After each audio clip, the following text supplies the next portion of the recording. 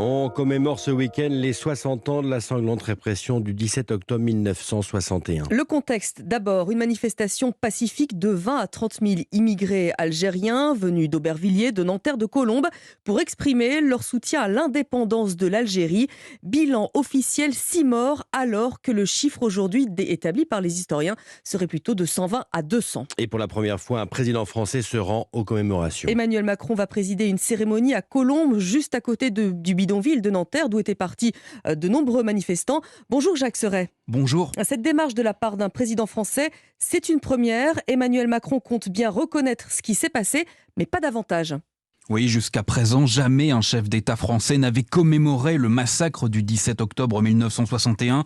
Emmanuel Macron déposera une gerbe tout à l'heure au bord de la Seine avant de respecter 1 minute de silence aux côtés d'enfants et de petits-enfants de manifestants. Une présence qui signifie la reconnaissance des faits, décrypte un conseiller du chef de l'État. Mais Emmanuel Macron ne prononcera pas de discours. Un texte écrit sera diffusé à la presse et publié sur le site de l'Élysée. En 2012, via un communiqué, François Hollande avait reconnu, je cite, une sanglante répression pour qualifier la nuit du 17 octobre. Dans les mots, Emmanuel Macron s'apprête à aller plus loin que son prédécesseur, à faire un pas de plus, mais ni excuse ni pardon ne sont a priori envisagés.